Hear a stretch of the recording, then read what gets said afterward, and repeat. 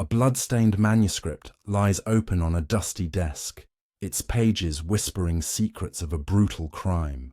Welcome to the murderer's manuscript, words written in blood. A Hercule Poirot mystery that will unravel your nerves and spark your curiosity. Grab a cup of tea, take a seat, and let this tale of deception pull you in. If you're hooked, and we think you will be, hit that subscribe button, because your support means the world to us. Now let's dive into the shadows of this chilling story. Chapter 1. The Manuscript Discovered.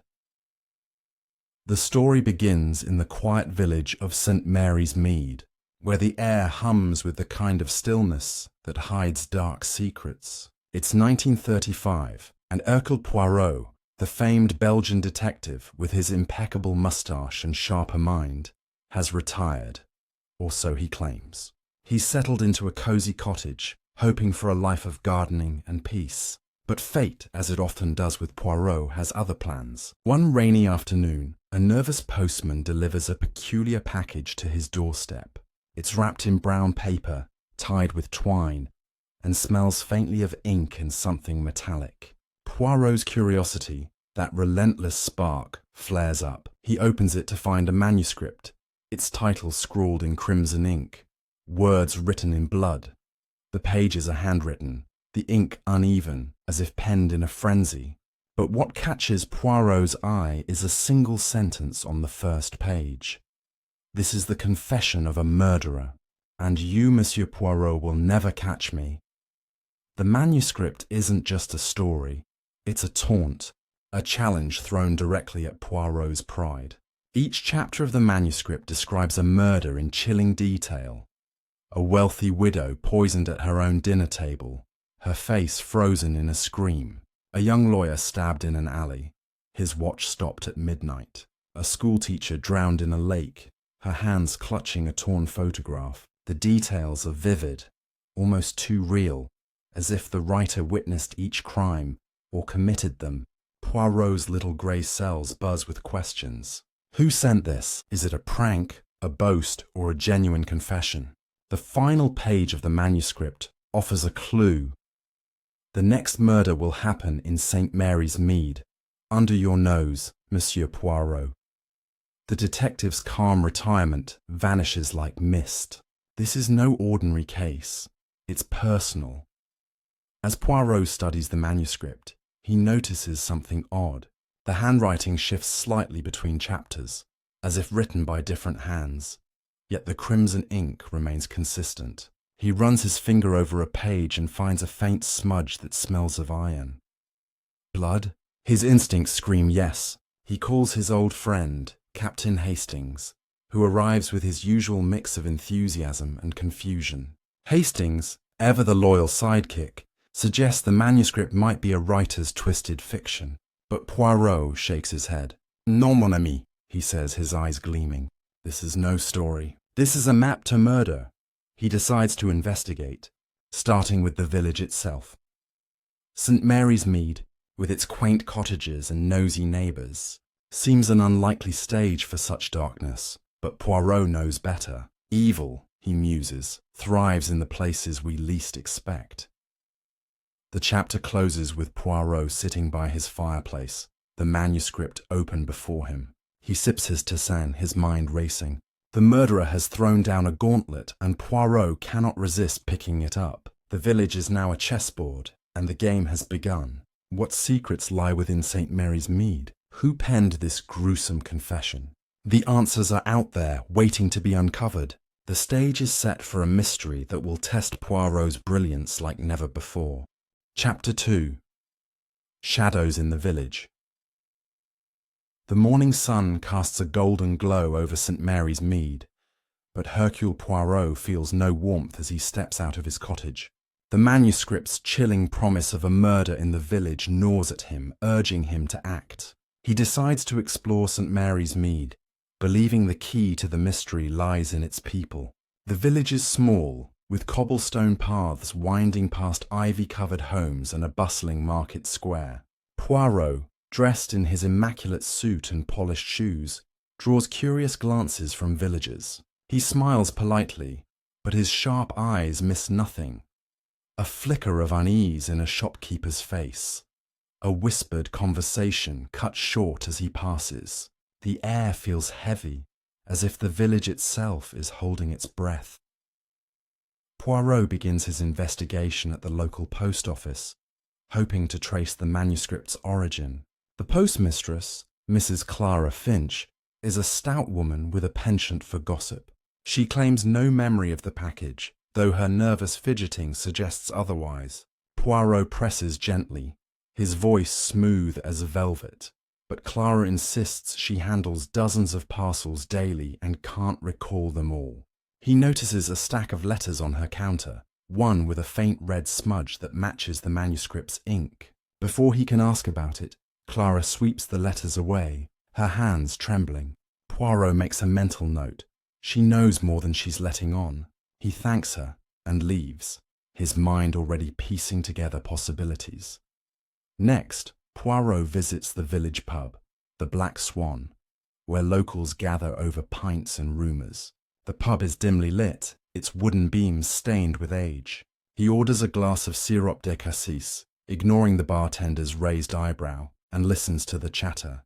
A group of farmers discusses a recent theft at the manor house, while two women whisper about a stranger seen near the lake at dusk. Poirot's interest peaks when he overhears a name: Evelyn Harper, the village schoolteacher. She's been acting strangely, they say, skipping church and avoiding company. Could she be connected to the manuscript's drowned schoolteacher? Poirot decides to seek her out, but not before noting the bartender's uneasy glance at the mention of Evelyn's name. At the schoolhouse, Poirot finds Evelyn, a pale woman in her 30s with tired eyes. She's marking papers, her hands stained with ink, not red, but blue. Poirot introduces himself, claiming he's researching local history, a harmless lie to put her at ease. Evelyn is polite but guarded, her answers clipped. When he casually mentions writing, her pen freezes mid-sentence. "I don't write," she says too quickly, her voice sharp. Poirot notices a locked drawer in her desk, its key dangling from a chain around her neck. He doesn't push further, but her unease confirms she's hiding something. As he leaves, he spots a torn photograph in the schoolyard, half buried in the dirt. It shows a woman's face, but the other half is missing. He pockets it, his mind buzzing. Back at his cottage, Poirot lays out his findings. Clara's smudged letter, the pub's rumours, Evelyn's locked drawer, and the torn photograph. Each clue is a thread in a tangled web, but none yet point to the murderer. He wonders if the manuscript is a warning or a blueprint. Is the killer among the villagers watching him? The day ends with Poirot gazing out his window at the quiet village, its peaceful facade now a mask for something sinister.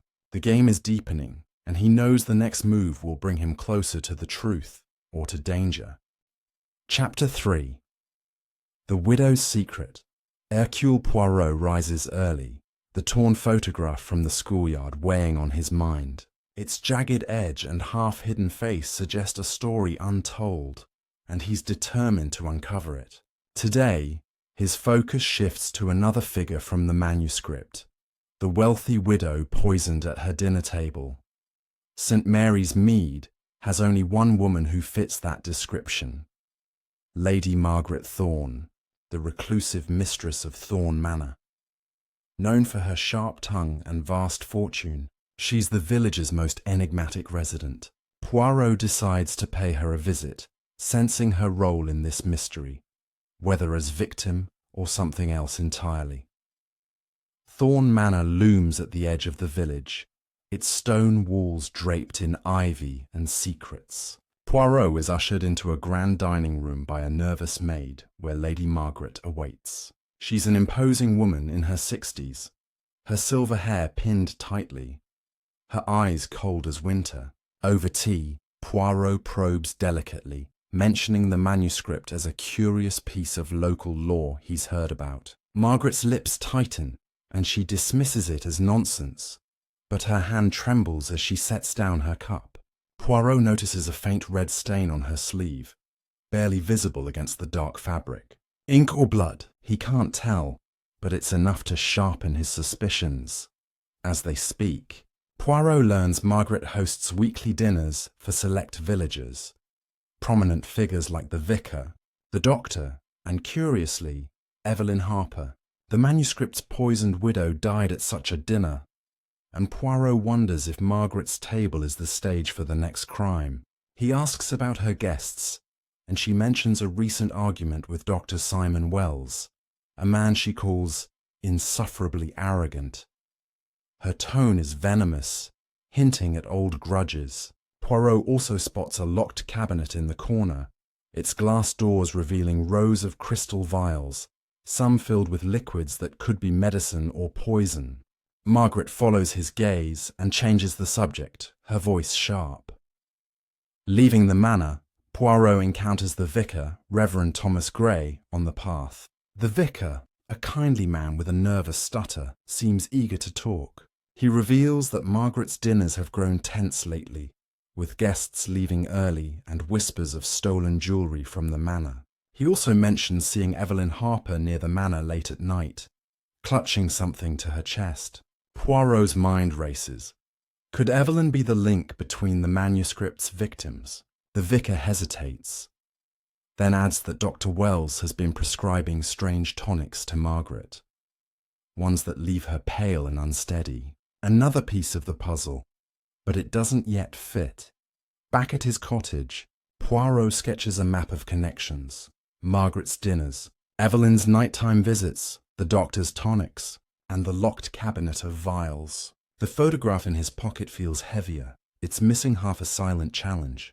The village is a web of hidden motives, and Poirot senses the murderer is close, watching his every move. As dusk falls, he resolves to attend Margaret's next dinner, certain it holds the key to the next clue, or the next crime. The mystery tightens its grip, and Poirot is ready for the challenge.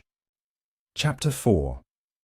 The dinner of Doubt Hercule Poirot adjusts his tie, his polished shoes gleaming as he approaches Thorn Manor for Lady Margaret's weekly dinner. The invitation, secured through a charming note, is his chance to observe the village's key players in one room. The manuscript's tale of a poisoned widow looms large, and Poirot is determined to uncover any signs of danger before it strikes. The manor's dining room glows with candlelight, its long table set with crystal and silver. As guests arrive, Poirot's sharp eyes catalogue their faces. Lady Margaret, regal but tense. Dr. Simon Wells, a wiry man with restless hands. Evelyn Harper, pale and avoiding eye contact. And Reverend Gray, fidgeting with his napkin. The air hums with unspoken tension. Dinner begins with strained small talk, interrupted by the clink of glasses and the rustle of silk. Poirot notices Dr. Wells pouring wine for Margaret, his movements overly precise. Evelyn barely touches her food, her eyes darting to the locked cabinet of vials Poirot spotted earlier. He engages the group in conversation, steering it toward village gossip, hoping to loosen tongues. Margaret snaps at Wells about a recent bill for her tonics, accusing him of overcharging. Wells bristles, his voice tight, insisting his remedies are essential for her health. The vicar tries to mediate, but his stammer worsens under Margaret's glare. Evelyn remains silent, her fingers twisting a napkin into knots. As the main course arrives, Poirot's attention shifts to the food and drink. The manuscript described poison slipped into a glass, and he watches the maid, a young woman named Lily, serve each plate. Her hands shake slightly when she pours Margaret's wine, and Poirot catches a fleeting glance between her and Dr. Wells. Suspicious, he swaps his glass with Margaret's when no one is looking, earning a puzzled frown from her. The meal continues, but Poirot's senses are on high alert. He notices a bitter scent in the air, faint but unmistakable, coming from Margaret's untouched plate. Poison? He can't be sure without testing, but he signals Captain Hastings, who's posing as a guest, to keep watch. The dinner ends abruptly when Margaret rises, claiming a headache, and dismisses everyone. Poirot lingers, pretending to admire a painting, and overhears Lily whispering to Wells about the bottle being ready. As he leaves, he slips into the manor's kitchen, unnoticed, and finds a small vial hidden behind a stack of plates. It's unlabeled, its contents clear but faintly yellow. He pockets it for later analysis, his mind racing with possibilities. Was the poison meant for Margaret tonight, or is the manuscript's timeline still unfolding? The players are all in place, but their motives remain shrouded. Outside, the night is thick with mist as Poirot walks back to his cottage. He mentally maps the evening. Wells's nervous precision, Evelyn's silence, Lily's trembling hands, and the mysterious vial. The dinner was a stage, but the real drama is yet to come. Poirot knows he must act quickly. Someone in that room is plotting murder, and the manuscript is their script. The next move will reveal more, but it may also bring him closer to a killer's trap. Chapter 5.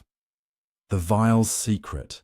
Hercule Poirot sits at his polished oak desk, the small vial from Thorn Manor's kitchen catching the flicker of his oil lamp. Its yellow-tinted liquid seems to pulse with menace, a tangible clue in the chilling game laid out by the manuscript. The words of the crimson-inked confession echo in his mind. A murder in St. Mary's Mead, promised to unfold under his very nose. The vial, hidden behind a stack of plates during Lady Margaret's tense dinner, could be the key to stopping the killer, or proof that the crime is already in motion. Poirot's little grey cells hum with purpose. He needs answers, and he needs them fast. The village chemist, Dr. Henry Baxter, a reclusive man with a penchant for obscure compounds, is his best hope for analysing the vial's contents without alerting the murderer. Tucking the vial into the inner pocket of his immaculate coat, Poirot steps into the crisp autumn morning, determined to unravel the poison's secrets. The path to Baxter's cottage winds through fields of golden wheat, the air sharp with the scent of damp earth and fallen leaves. St. Mary's Mead feels deceptively serene, its quaint cottages and chirping birds masking the darkness Poirot senses beneath the surface. Baxter's home is a cluttered sanctuary of science, its walls lined with sagging bookshelves and tables strewn with glass flasks and bubbling beakers. The chemist, a wiry man in his 70s with wild white hair and ink-stained fingers, greets Poirot with a distracted nod, already lost in some experiment. Poirot presents the vial, spinning a careful tale about finding it in a friend's kitchen, a curiosity he'd like identified. Baxter's eyes gleam with interest as he holds the vial to the light, muttering about viscosity and hue. He sets to work, heating samples and mixing reagents, while Poirot watches, his impatience masked by a polite smile. After nearly 2 hours of tests, Baxter delivers his verdict. The liquid is a diluted solution of aconite, a deadly poison extracted from the monkshood plant. Lethal in small doses, he says, adjusting his spectacles. A single drop could stop a heart in minutes, leaving little trace. Poirot's pulse quickens. The manuscript described a widow poisoned at her dinner table, her death swift and silent. Aconite fits perfectly. He presses Baxter for more. Could it be homemade, or does it require expertise? Baxter explains that monkshood grows wild in the countryside, but refining it into a stable solution takes skill. A doctor, perhaps, he muses, or someone with access to an apothecary. Poirot thanks him, his mind already racing to the next step. The vial is no accident. It's a weapon, and its presence in the manor's kitchen points to a plot against Lady Margaret. Or does it? Poirot's next stop is the village apothecary, a small shop tucked between the bakery and the blacksmith, Mr. Giles Hawthorne. The apothecary is a thin man with a meticulous air, his ledger open on the counter as he sorts bottles of herbs and tinctures. Poirot inquires about aconite, framing it as a scholarly interest in local plants. Giles stiffens, his pen pausing mid-stroke. Haven't sold any in months, he says, his voice too quick. Poirot's eyes drift to the ledger, where a torn edge catches his attention. A page subtly removed, its absence betraying an attempt to hide something. He presses gently, asking if anyone, perhaps Dr. Wells, has requested unusual herbs. Giles admits, after a moment's hesitation, that Wells purchased rare plants for experimental remedies recently, but he insists nothing was out of the ordinary. Poirot notices a young assistant, a boy named Tom, sorting bottles in the back room. Tom's hands fumble when Giles mentions Wells, and Poirot catches a fleeting glance between them. Is Giles covering for the boy or for himself? Leaving the apothecary, Poirot strolls to the village tea room to meet Captain Hastings, who's waiting with a pot of tea, and his usual eager grin. Over scones, Hastings suggests storming Wells' office to demand answers, but Poirot raises a hand. "Non, mon ami," he says, his voice low. "The killer is clever, expecting us to blunder. We must move like chess players, not soldiers." He pulls the torn photograph from his pocket, its half-face staring up at him. The woman's features, high cheekbones, a sharp jaw, remind him of a younger Lady Margaret. Could she be tied to the manuscript's other victims, like the drowned schoolteacher or the stabbed lawyer? Poirot shares his theory with Hastings. The photograph might be a relic of Margaret's past, a clue to why someone wants her dead. Hastings, ever practical, suggests asking Margaret directly, but Poirot shakes his head. "She guards her secrets like a dragon," he says. "We must find another way." Poirot decides to investigate Margaret's history through the village's oldest resident, Mrs. Agnes Poole, a widow who knows every scandal since the turn of the century. At her tiny cottage, Agnes offers tea and a flood of stories. She recalls Margaret's arrival in St. Mary's Mead 20 years ago, a young widow with a fortune and a shadowed past. Rumours swirled of a scandal in London, a broken engagement, a missing lover, even whispers of a crime. Agnes mentions a name, Victor Crane, a lawyer who courted Margaret long ago and vanished abruptly. Poirot's ears prick up. The manuscript's stabbed lawyer was named Victor. Coincidence or a deliberate echo? Agnes also hints at Margaret's rivalry with Evelyn Harper's late mother, a schoolteacher who drowned in the village lake years ago. Another chilling parallel to the manuscript. As dusk settles over St. Mary's Mead, Poirot returns to his cottage, his mind a whirlwind of connections. He lays out his clues. The aconite vial, the torn ledger page, Wells' suspicious herbs, the photograph's resemblance to Margaret, and the echoes of Victor Crane and Evelyn's mother. The manuscript is no mere taunt. It's a tapestry of the village's darkest secrets, woven by someone with intimate knowledge. Poirot sketches a timeline, linking the poison to Wells, the apothecary's missing page, and Margaret's hidden past. The village feels like a tightening noose, each resident a potential suspect. Is Wells brewing poison for profit? Is Giles hiding a sale? Or is young Tom, the assistant, more than he seems? The photograph's missing half gnaws at Poirot, a puzzle piece he must find. Night falls, and Poirot lights his fireplace, the vial's secret now a blazing beacon in the case. Aconite in the manor means the killer is close, their plan advancing. He knows he must watch Dr. Wells, but he also suspects Evelyn, whose silence at the dinner and locked drawer hint at her own secrets. The manuscript's next murder looms, and Poirot feels the weight of time.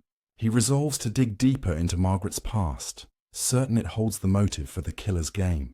The village is a chessboard, and the next move could reveal the murderer, or draw Poirot into their deadly trap.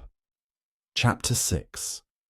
Echoes of the past. Hercule Poirot sits by his cottage window, the torn photograph in his hand, its half-face haunting him like a ghost. The revelation of Lady Margaret's shadowed history, her connection to Victor Crane and Evelyn Harper's drowned mother, has ignited his curiosity. The manuscript's murders seem to mirror the village's past, and Poirot suspects the killer is weaving a tapestry of vengeance. To unravel it, he must delve deeper into St. Mary's Mead's secrets, starting with the village archives.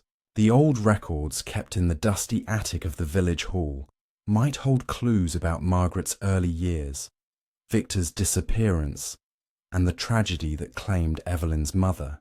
With the aconite vial's deadly secret fresh in his mind, Poirot sets out, his polished cane tapping the cobblestones, his grey cells already piecing together the puzzle.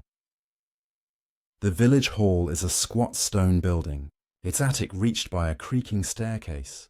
Miss Eliza Compton, the hall's caretaker, greets Poirot with a wary smile. A spinster in her 50s, her sharp memory for village history rivals her love for order. Poirot charms her with compliments on her meticulous records, and she agrees to let him browse the archives. The attic is a labyrinth of boxes, filled with yellowed ledgers, birth certificates, and newspaper clippings. Poirot, undeterred by the dust, begins his search, focusing on the years when Margaret arrived in St. Mary's Mead. He finds a marriage certificate for Margaret and her late husband, Lord Edmund Thorne, dated 1912. A faded article mentions their arrival from London, hinting at a scandal left behind. Poirot's eyes narrow. Margaret fled something, but what? Digging deeper, he uncovers a clipping about Victor Crane, a lawyer who vanished in 1915 after a public dispute with Margaret at a London gala. The article describes Victor as charming but reckless, rumoured to have been engaged to Margaret before her marriage to Thorne.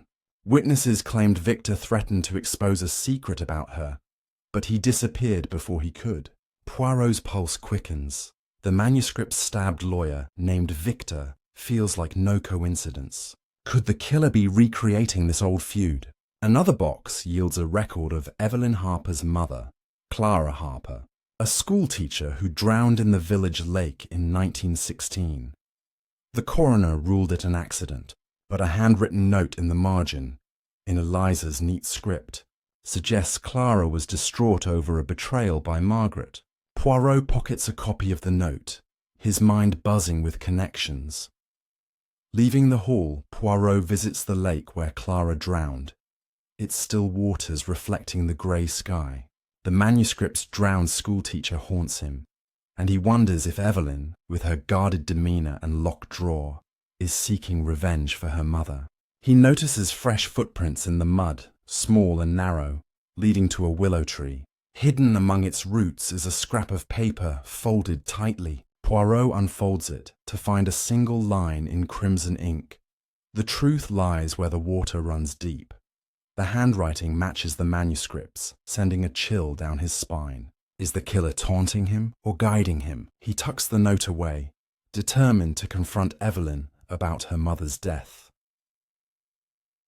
At the schoolhouse, Evelyn is alone, grading papers under a dim lamp. Poirot adopts a gentle tone, mentioning Clara's tragedy as a sad piece of village history. Evelyn's face pales, her pen trembling. She admits her mother's death left her broken, but she denies any feud with Margaret, her voice brittle. Poirot notices her necklace, the key to her locked drawer glinting. He asks about her writing habits, hoping to link her to the manuscript, but she snaps, "I told you I don't write." Her outburst betrays fear, and Poirot senses she's hiding a truth tied to the lake. He leaves, noting a faint red stain on her desk, too faint to be sure if it's ink or blood. Back at his cottage, Poirot spreads out his findings: the marriage certificate, Victor's article, Clara's death record, Eliza's note, and the cryptic message from the lake. The manuscript is a mirror of the village's past, each murder echoing an old wound. Margaret's scandal, Victor's disappearance, and Clara's drowning form a triangle of betrayal, with Evelyn and Dr. Wells as possible avengers. The aconite vial suggests a modern plot, but the crimson notes tie it to history. Poirot sketches a web of motives: Margaret's wealth, Evelyn's grief, Wells's tonics, and the apothecary's torn ledger. The killer is close, their identity hidden in these echoes. As moonlight bathes the village, Poirot resolves to revisit Thorne Manor. Certain Margaret's secrets hold the next clue. The game grows darker, and he must tread carefully to avoid the killer's next move. Chapter 7. The Manor's hidden truths. Hercule Poirot stands before Thorne Manor, its towering silhouette etched against the twilight sky of St. Mary's Mead. The cryptic note from the lake, "The truth lies where the water runs deep," pulses in his mind. a riddle that points to secrets buried in Lady Margaret Thorne's past. The manuscript's murders, each mirroring a tragedy from the village's history, suggest a killer driven by vengeance, and Poirot is convinced Margaret holds the key. Her guarded demeanour, the aconite vial in her kitchen, and her ties to Victor Crane and Clara Harper make her central to the mystery. Tonight he returns to the manor uninvited, determined to uncover what Margaret hides behind her icy facade. With Captain Hastings by his side, Poirot steps into the lion's den, his senses sharp, ready to face danger or deception. The manor's heavy oak door creaks as the maid, Lily, lets them in, her eyes wide with surprise.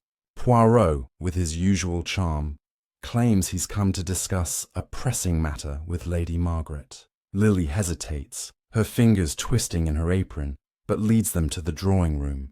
The room is opulent, with velvet drapes and a roaring fire, but the air feels stifling, as if secrets cling to the walls. Margaret enters, her silver hair gleaming, her expression a mix of annoyance and wariness.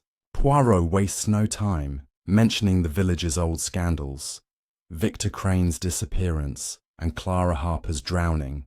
Watching her reaction, her face hardens, but a flicker of fear crosses her eyes when he mentions a manuscript that knows too much. She dismisses it as gossip, but her voice wavers, betraying her calm. Poirot shifts tactics, asking about the locked cabinet of vials he saw during the dinner. Margaret claims they're medicinal tonics from Dr. Wells. Nothing more, but Poirot notices her hand drift to a gold locket around her neck, her fingers lingering as if it holds a secret. He presses further, mentioning the aconite found in her kitchen. Her composure cracks. She demands to know how he dares accuse her of anything. Hastings, ever impulsive, blurts that the vial could be poison, earning a sharp glare from Poirot.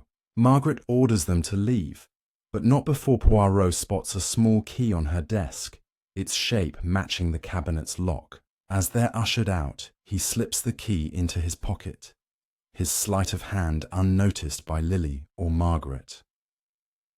Outside, Poirot and Hastings linger in the manor's garden, hidden by shadows. Poirot decides to re-enter the manor after dark to investigate the cabinet. Under the cover of night, they slip through a side door left ajar, likely by a careless servant.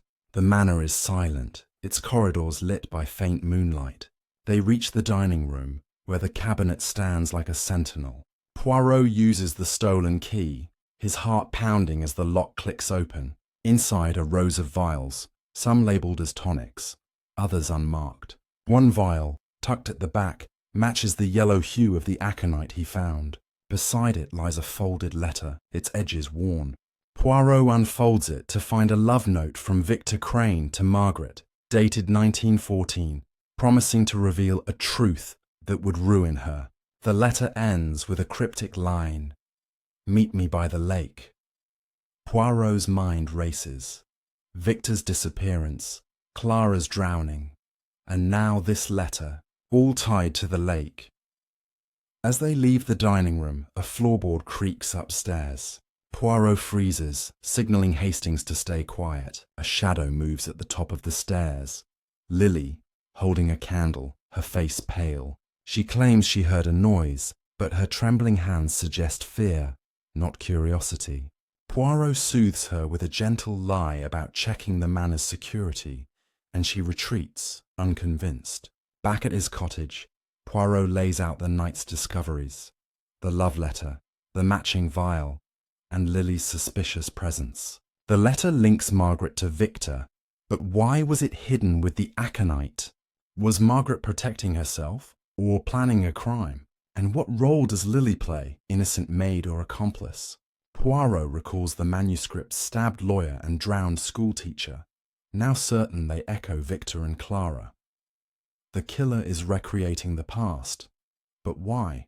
Poirot sits by his fireplace, sketching a new web of connections. Margaret's locket, the key, the letter, and the vial form a constellation of clues, with the lake as its centre.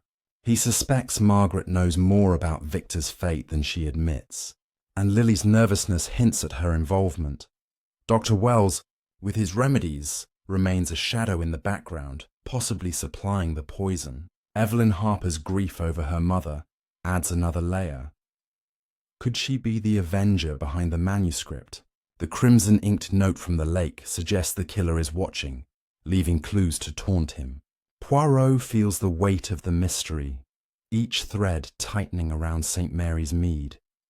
He resolves to visit the lake at dawn, certain it holds the next piece of the puzzle. The killer's game is escalating, and Poirot must stay one step ahead to prevent the next murder.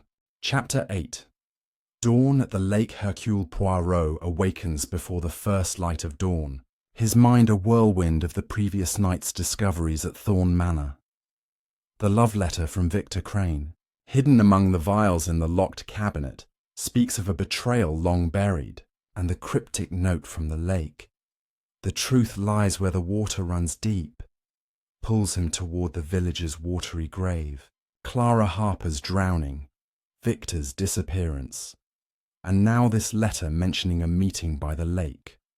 All threads converging on the still waters that hold St. Mary's Mead's darkest secrets. Poirot dresses meticulously, his suit pressed, his moustache waxed to perfection, but his thoughts are far from orderly. The manuscript's murderer is playing a game of echoes, recreating past tragedies in crimson ink, and Poirot senses the next revelation will tip the balance. With Captain Hastings roused from sleep to join him, Poirot steps into the chill morning air, the village shrouded in mist, heading for the lake where truths, and perhaps dangers, await. The path to the lake winds through dew-kissed meadows, the grass crunching softly under their feet.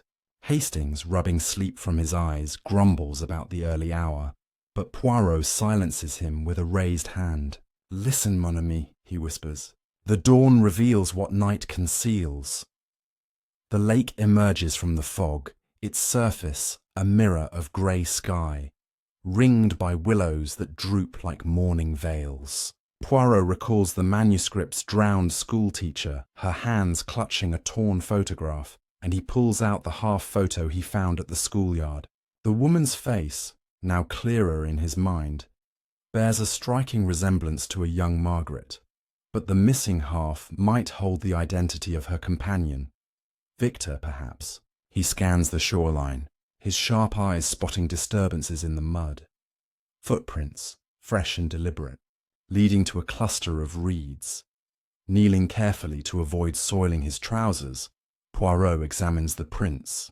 They are small, likely a woman's, matching those he saw yesterday. Among the reeds something glints, a gold locket, half buried in the silt. Poirot retrieves it with a handkerchief, clicking it open to reveal two faded images, one of a young Margaret, smiling radiantly, and the other of Victor Crane, his arm around her.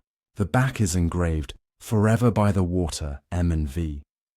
Hastings gasps, "Good heavens, Poirot! This must be Margaret's." Poirot nods, his grey cells firing.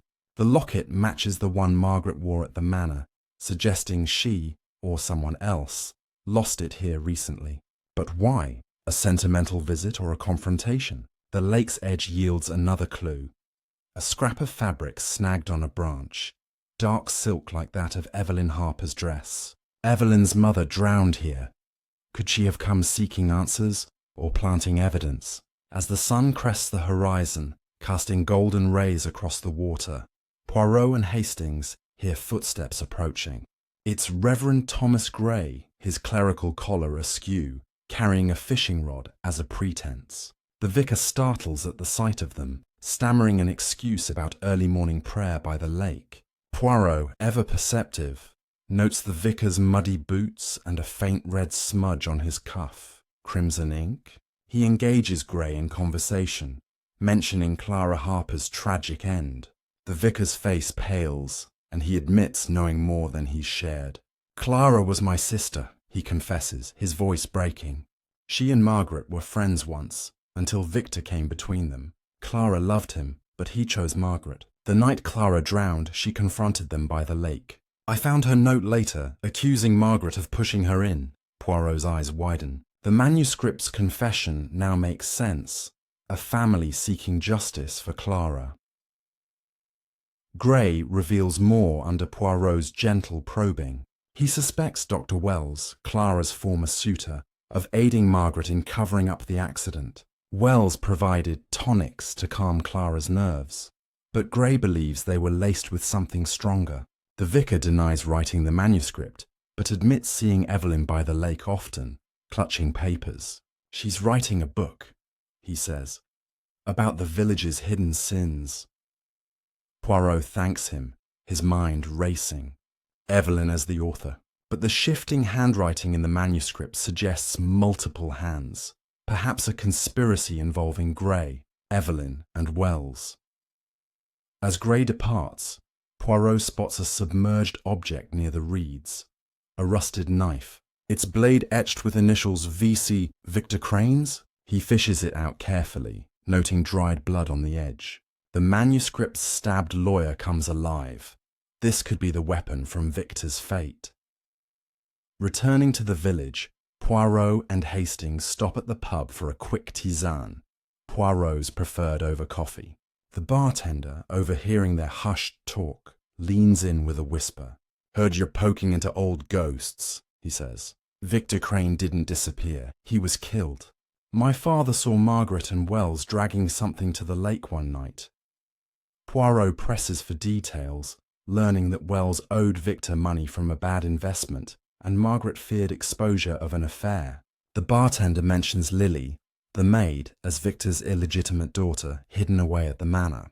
Lily's trembling hands at the dinner now make sense. Revenge for her father. Poirot's puzzle pieces multiply. Margaret's betrayal, Clara's death, Victor's murder, all intertwined. At his cottage, Poirot lays out the Dawn's Hall.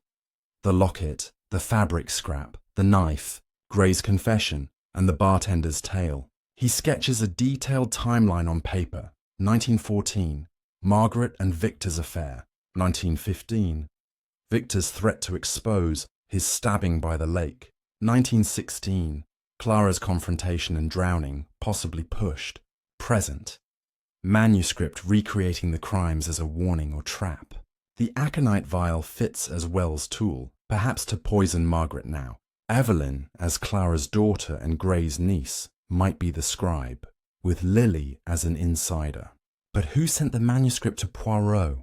A taunt from the killer, or a cry for help? Poirot ponders the crimson ink, recalling similar smudges on Gray's cuff, Evelyn's desk, and Clara Finch, the postmistress's letters. The afternoon brings a surprise visitor.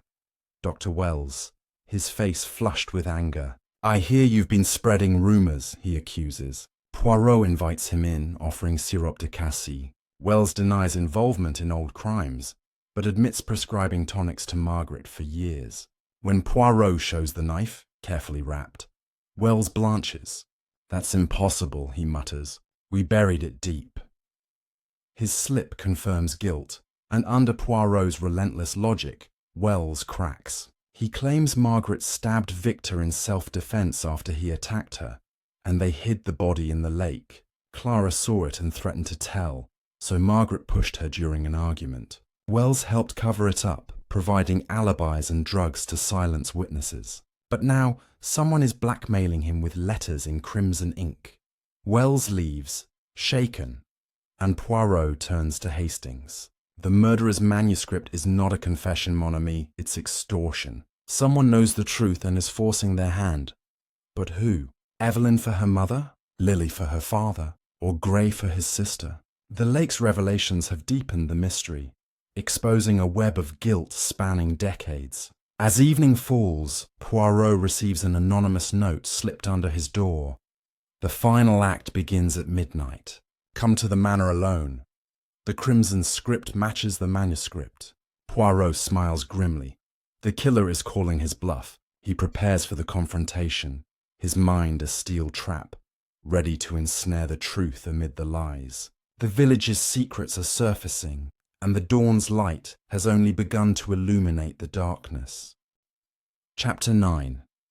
Midnight at the manor. Hercule Poirot holds the anonymous note in his gloved hand. its crimson ink gleaming like fresh blood under the lamplight of his cozy cottage.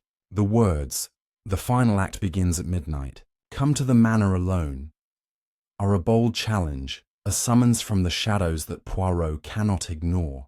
The revelations from the dawn at the lake still swirl in his mind. The gold locket tying Margaret to Victor Crane, the rusted knife etched with Victor's initials, Reverend Gray's confession about his sister Clara's death, the bartender's tale of a body dragged to the water, and Dr. Wells' accidental admission of covering up the crimes. The manuscript, once a mysterious taunt, now reveals itself as a tool of extortion, a crimson-threaded web spun by someone seeking to expose or punish the guilty. But who is the spider at its center? Evelyn Harper avenging her mother, Lily the maid, for her father Victor, or perhaps Gray himself, driven by familial grief. Poirot's little grey cells hum with anticipation. He knows this midnight meeting could be a trap, but it is also the opportunity to unmask the killer. He slips the note into his pocket, adjusts his impeccable moustache in the mirror, and prepares for the confrontation. Captain Hastings, ever loyal, insists on accompanying him, but Poirot shakes his head firmly. "Non, mon ami," he says, his voice steady. "The note says alone, and alone I shall go. But stay vigilant. Should I not return by dawn, alert the authorities."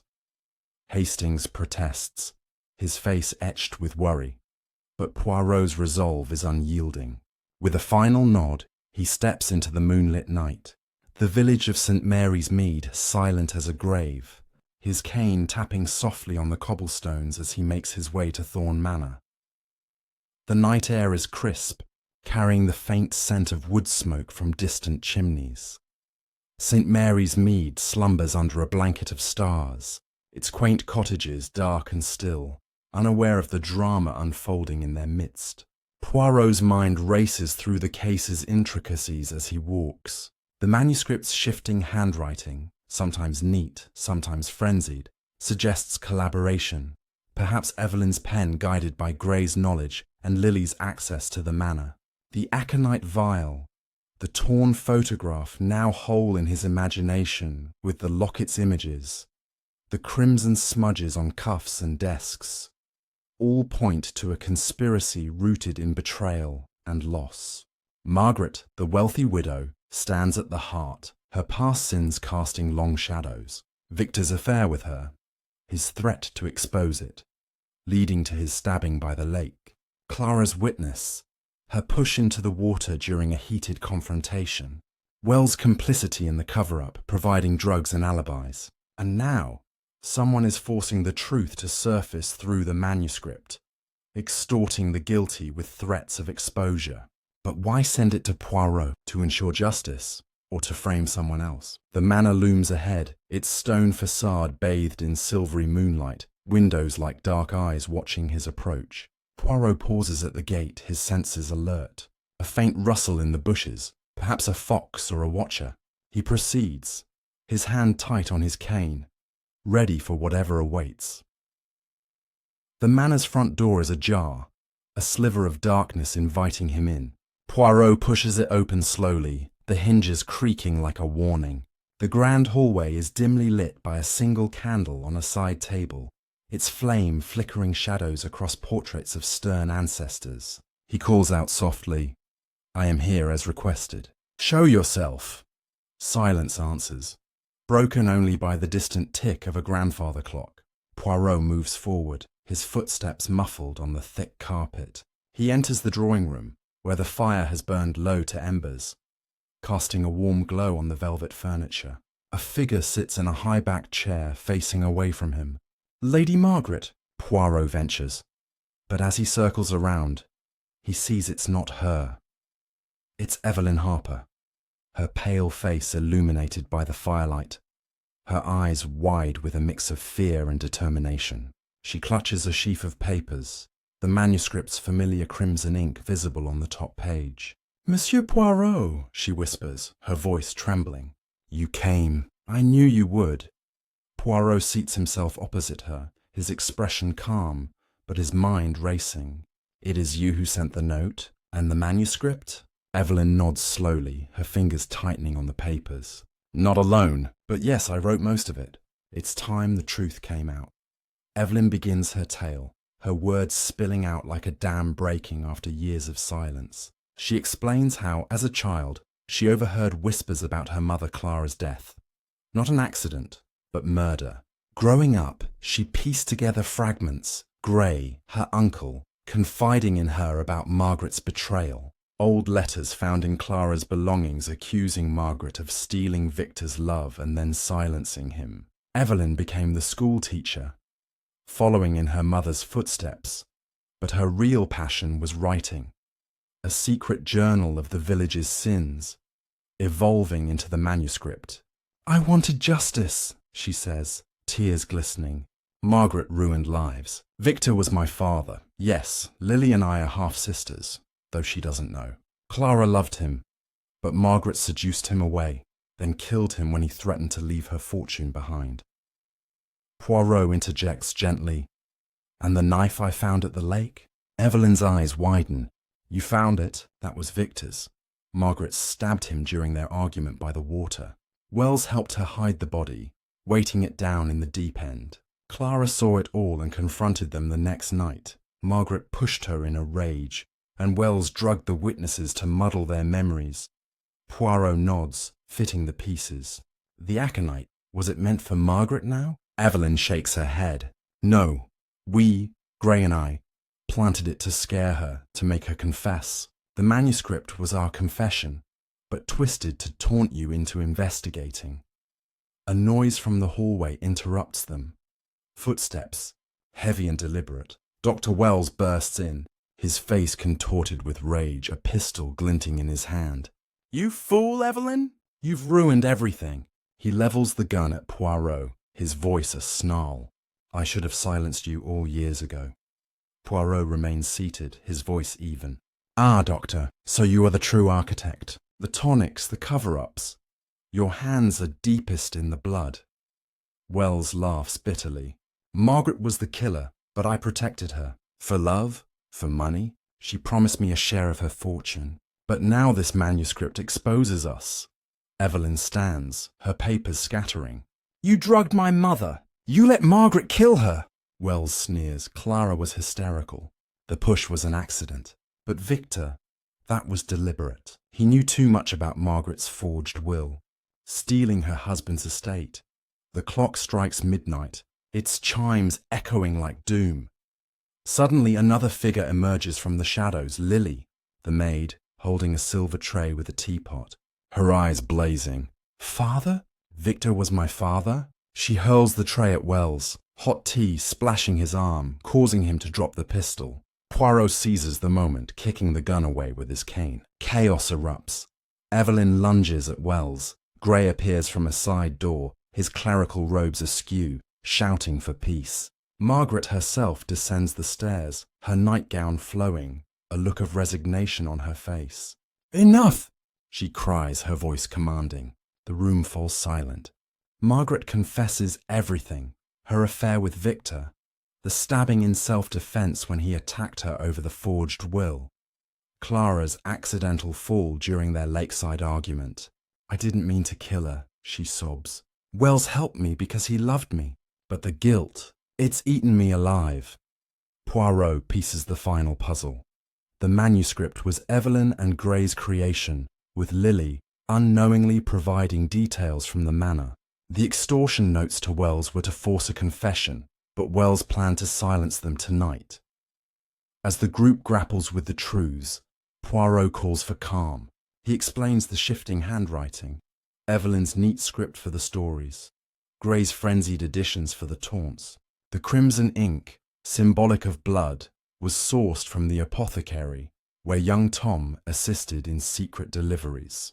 The torn photograph was from Margaret's locket, lost during a recent visit to the lake in remorse. Wells' blackmail was Evelyn's doing, but he turned the tables by luring Poirot here to eliminate witnesses. But you underestimated me, Poirot says, his eyes twinkling.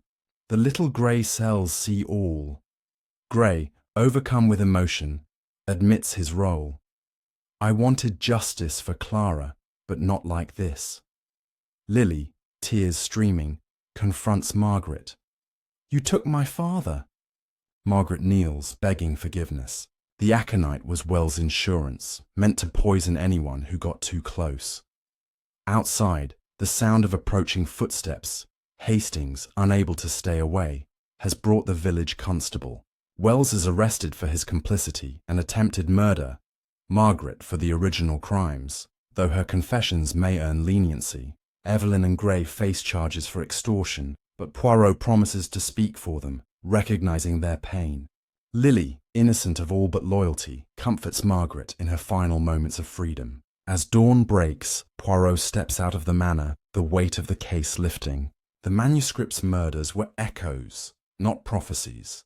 The promised killing in St. Mary's Mead averted by his intervention. He smiles faintly, the village awakening to a new day, its secrets laid bare. Chapter 10. The final revelation. Hercule Poirot stands in the grand drawing room of Thorn Manor, the early morning light filtering through the heavy velvet curtains, casting long shadows across the assembled group. The events of the midnight confrontation still hang heavy in the air. Dr. Wells, now handcuffed by the village constable summoned by Captain Hastings, glares defiantly from his chair. Lady Margaret Thorne sits with her head bowed, her once imposing figure diminished by the weight of her confessions. Evelyn Harper clutches a handkerchief, her eyes red from tears, while Reverend Thomas Gray stands nearby, his clerical collar loosened, his face a mask of sorrow and regret. Lily, the young maid, hovers at the edge of the room, her expression a turbulent mix of shock and betrayal. Hastings paces nervously, glancing at Poirot with anticipation. The manuscript lies open on the central table, its crimson-inked pages a silent testament to the horrors they've uncovered. Poirot, his suit impeccable despite the night's chaos, clears his throat, his moustache twitching slightly as he prepares to unveil the full truth. "Mes amis," he begins, his voice steady and authoritative. "The time has come to lay bare every thread of this intricate web. The murderer's manuscript is no mere story. It is a confession, a weapon, and a cry for justice, all woven together in blood-red ink. I, Hercule Poirot, shall now reveal everything, from the distant past to the present dangers, so that no shadow remains." Poirot begins with the origins, pacing slowly around the room as he speaks, his eyes meeting each person's gaze in turn. Let us travel back to 1914, to the glittering salons of London, where a young Margaret met Victor Crane, a charming but ambitious lawyer. Their affair was passionate, fueled by Victor's desire for Margaret's impending inheritance from her ailing husband, Lord Edmund Thorne. But Victor discovered Margaret had forged parts of Edmund's will to secure her fortune faster, a criminal act that could ruin her. When Edmund died suspiciously soon after, Victor threatened to expose her unless she shared the wealth. In a fit of desperation during a secret meeting by the lake in St. Mary's Mead, where Margaret had fled to escape scandal, she stabbed him with his own knife, the one etched with his initials V.C. The body was sunk in the deep waters, weighted with stones. But they were not alone. Clara Harper, Victor's former lover and Margaret's supposed friend, witnessed the act from the shadows. Clara, heartbroken and furious, confronted Margaret the next night by the same lake. In the heat of the argument, Margaret pushed Clara, who fell into the water and drowned, unable to swim due to a childhood injury. This was no accident. It was manslaughter born of panic. He pauses, letting the words sink in. Margaret lifts her head, her voice a whisper. "I never meant. It was fear. Pure fear." Poirot nods sympathetically but continues. Enter Dr. Simon Wells, a young physician infatuated with Margaret. He arrived at the scene, drawn by Clara's cries, and chose love over duty. He helped Margaret cover the crimes, falsifying death certificates. Victor's as a disappearance, Clara's as a tragic accident, and providing sedative tonics laced with opiates to muddle the memories of any potential witnesses in the village. Wells received payments from Margaret's fortune in return, funding his practice and binding him to her secrets. But unknown to them, Victor had fathered 2 children out of wedlock. Evelyn with Clara, and Lily with a brief village fling before his affair with Margaret. Clara confided her suspicions to her brother, Reverend Grey, in a letter before her death, planting seeds of doubt that would fester for decades. Evelyn interjects, her voice breaking. Mother's diary. It mentioned Victor as my father, and her hatred for Margaret. I found it years ago, hidden in the schoolhouse attic. Poirot smiles faintly. Oui, mademoiselle. You, Evelyn, became the catalyst. As the village schoolteacher, you delved into the past, writing a secret journal of injustices. When you shared it with your Uncle Grey, he revealed Clara's letter. Together, you transformed your notes into the manuscript, a fictionalized confession mirroring the real crimes: the stabbed lawyer for Victor, the drowned schoolteacher for Clara, the poisoned widow as a threat to Margaret. The shifting handwriting was deliberate, your neat script for the narratives, Grey's hurried scrawl for the taunts. The crimson ink, symbolic of blood, was mixed with iron filings for its metallic scent, sourced from the apothecary where young Tom, sympathetic to your cause after hearing village rumours, assisted in secret. Grey bows his head. We wanted confession, not murder. The manuscript was sent to you, Monsieur Poirot, because we knew your reputation. We hoped you'd force the truth out. Poirot nods. Indeed. But your plan intertwined with extortion. You sent anonymous notes to Wells, demanding payments or exposure. Using Lily unknowingly, she provided manner details during innocent chats at the pub. Not realizing her half-sister connection, Lily gasps, turning to Evelyn. Sisters? All this time? Evelyn reaches out, but Lily pulls away, hurt. I didn't know until recently, Evelyn pleads. Grey told me after we started the manuscript. Poirot turns to Wells, who sneers despite his cuffs. And you, Doctor, twisted their scheme. The aconite vial in the kitchen. You placed it there, not them.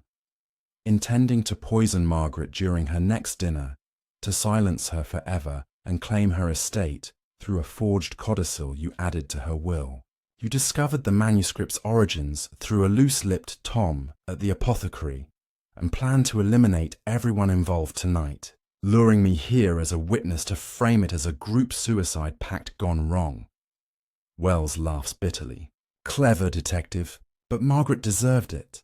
She blackmailed me for years with our shared guilt. Margaret shakes her head. I was protecting us both. The constable tightens Wells's cuffs as Poirot continues, addressing loose ends. The torn photograph from Margaret's locket, lost during a remorseful visit to the lake last month, where she whispered apologies to the waters. The red smudges, ink transfers from your frantic writings, Evelyn and Grey. Clara Finch, the postmistress, mailed the manuscript at your request. Grey. Her nervousness from knowing too much village gossip. The promised murder in St. Mary's Mead was a bluff to draw me in, but Wells nearly made it real. Hastings, beaming, claps Poirot on the back. Brilliant as always, old chap. Poirot concludes with a flourish. Justice will now prevail. Margaret and Wells face trial for the old crimes and recent attempts. Evelyn and Grey for extortion, though their motives may earn mercy. Lily, innocent, may find peace with her heritage. The manuscript's words in blood were cries from the past, now silenced by truth. As the group is led away, Poirot gazes out the window at the awakening village. Evil hides in quiet places, but the little grey cells conquer all. And there you have it, the chilling conclusion to the murderer's manuscript. Words written in blood. If this mystery kept you on the edge of your seat, hit that like button, subscribe for more thrilling tales, and comment below with your thoughts on who you suspected. Your support means the world to us.